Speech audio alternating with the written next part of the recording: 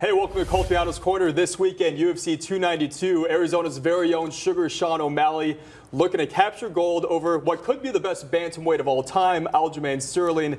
Here to help me break down the main and co-main is the lead commentator for Anthony Pettis FC, your media personality. You are a Sun Devil graduate, Ben "The Bane" Davis. How you feeling, Ben? Forks up, baby. I'm great to be here, David. Thank you so much for having me. I'm super pumped. The two top main fights where titles are on the line. Zhang Weili, her first title defense for the strawweight women's title. She's taken off against Amanda Lemos. And how do you see that fight playing out? Lemos is a true beast in that weight class, but I just don't think that she's got some of these high caliber performances like Zhang Weili does. Again, Zhang's only lost to Rose Namajunas inside the UFC with wins over Andrade, Joanna Jędrzejczyk on 2 occasions, and blowing through Carla Esparza. I am so confident in Magnum Zhang Weili to get this belt and retain it that I don't know. I think that's my lock for the card, David, if I was going to pick one. Welcome to the Sugar Show.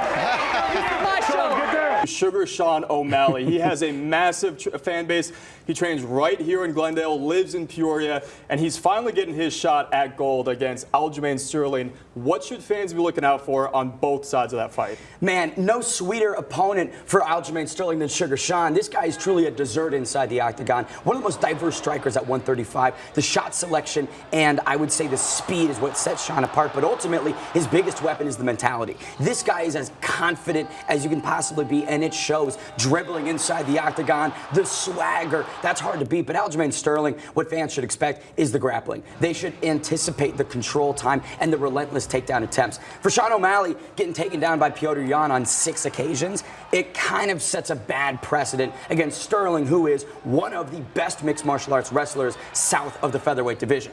And we actually got the chance to speak with O'Malley right here on Coltiano's Corner. We asked him about the matchup, and here's what he had to say. Take a listen. I mean, this isn't my first time grappling, so I'm not completely, I know what I'm doing as far as grappling. So, but yeah, for the most part, I'd say grapplers have the advantage. I believe I can go out there and put his lights out.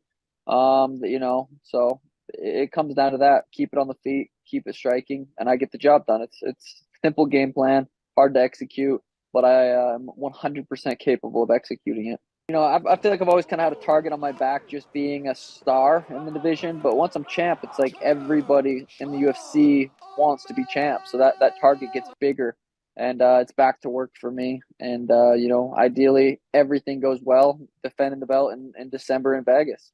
Ben "The Bane" Davis, what are your predictions for these top 2 fights? I think Zhang Weili and Aljamain Sterling both retain. I think we see nothing but title defenses on Saturday. The main event is going to be a lot closer, in my opinion, than people think. It's going to be very competitive, but I just don't think that Sean O'Malley has got the high-level experience that Aljamain Sterling has. And his first 25-minute outing, I think it's not going to go his way, but it won't be his last title shot. Ben "The Bane" Davis, thanks for stopping in. Anthony Pettis FC lead commentator, and a very special media personality as well. If people want to follow you on Twitter, you always have something to say about the fights. But the main card is on pay-per-view this Saturday night at 7 o'clock. Have a good weekend, fight fans.